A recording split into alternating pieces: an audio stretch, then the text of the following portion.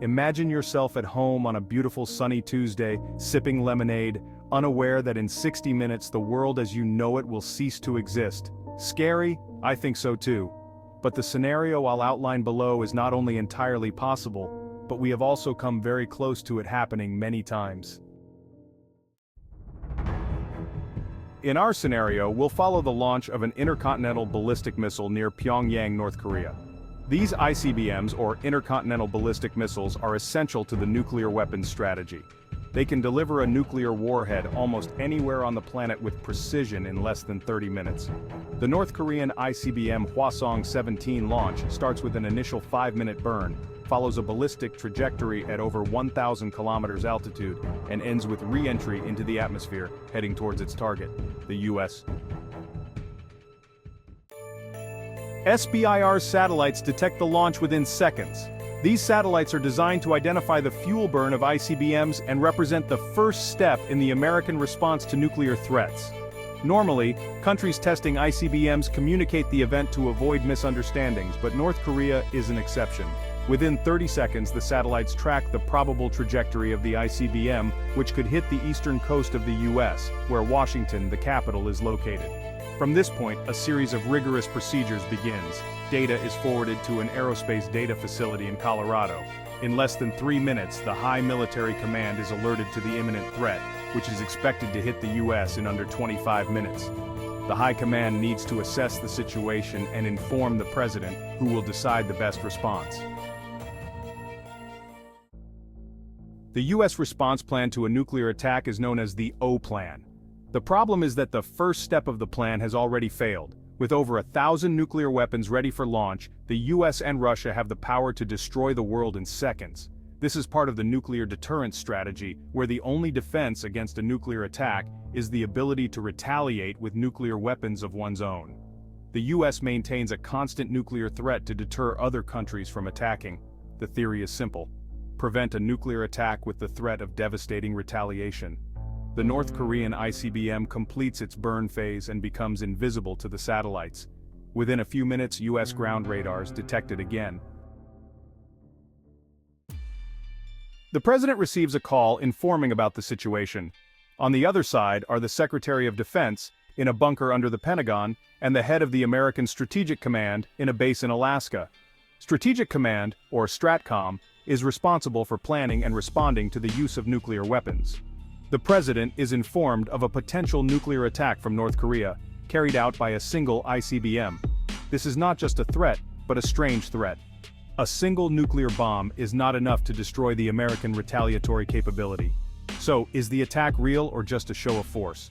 A single attack without prior escalation is a complex situation. It is not possible to know if the ICBM carries a real nuclear bomb.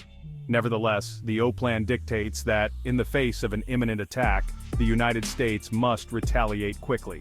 The plan includes a devastating nuclear strike against North Korea, destroying the enemy command at once. The President needs to make a decision within 6 minutes.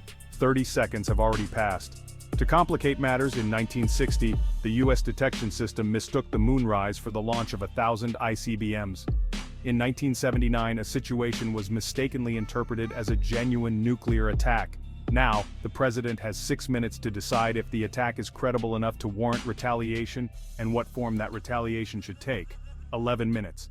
The President discusses options with advisors while being taken to a bunker. There are 14 minutes remaining until the ICBM impact, which seems to be aimed at Washington, threatening to destroy the White House and the Pentagon.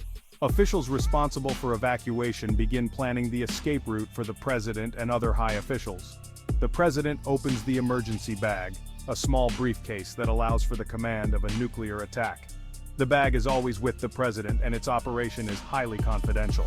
There is a robust communication system and a booklet listing nuclear strike options and the human cost of each option. The head of Strategic Command suggests a full retaliation against North Korea, which would result in tens of millions of deaths and radioactive contamination of Chinese and Russian territories, which is far from ideal. Ignoring the advice, the President orders that the initial nuclear strike be carried out by bombers, which are a slower option but can be aborted if necessary. In the following minutes, important government figures are moved to bunkers across the United States. In theory, the President goes to the Raven Rock Mountain Complex. In practice, he has about 10 minutes to evacuate. This may not be enough. A powerful nuclear explosion could disable electronic systems at great distances. The president's helicopter, Marine One, could be affected by the explosion. There is no practical defense against a nuclear attack. ICBMs are terrifying, but they are not the most frightening weapons in nuclear warfare. That title belongs to nuclear submarines. 24 minutes.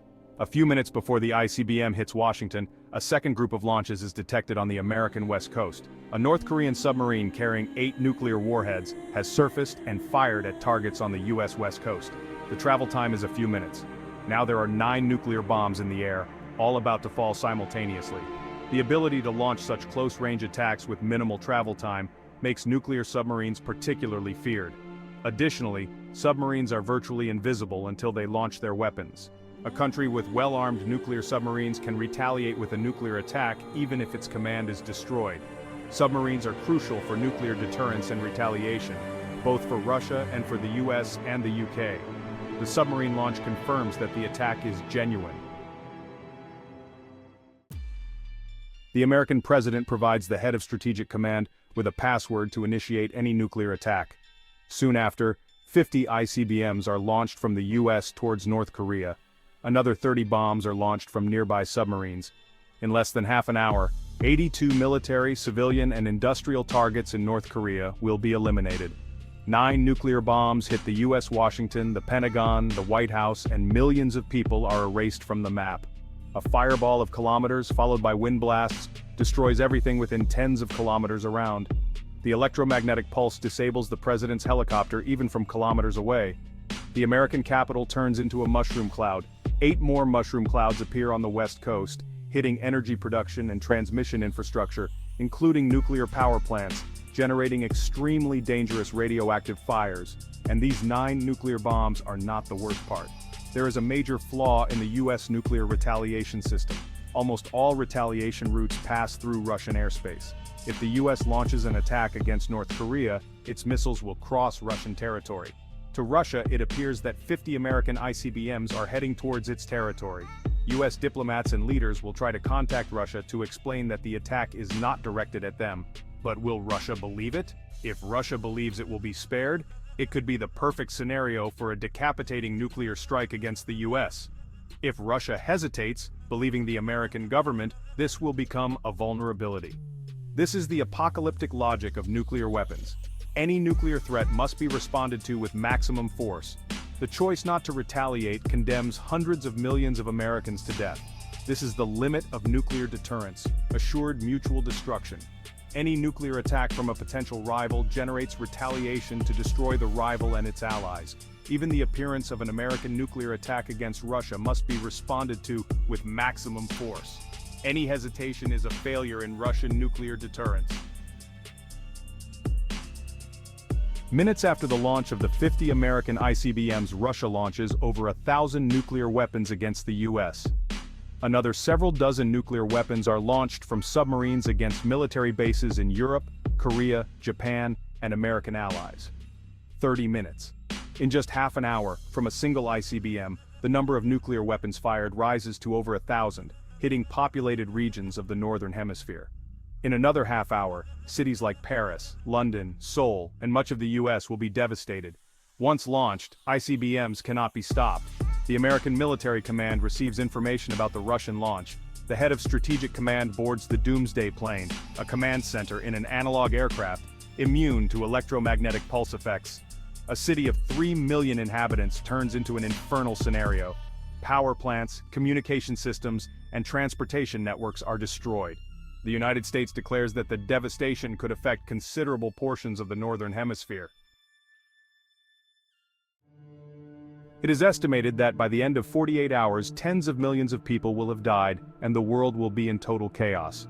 This is the result of nuclear war, the near-total destruction of civilization, and an unprecedented global threat.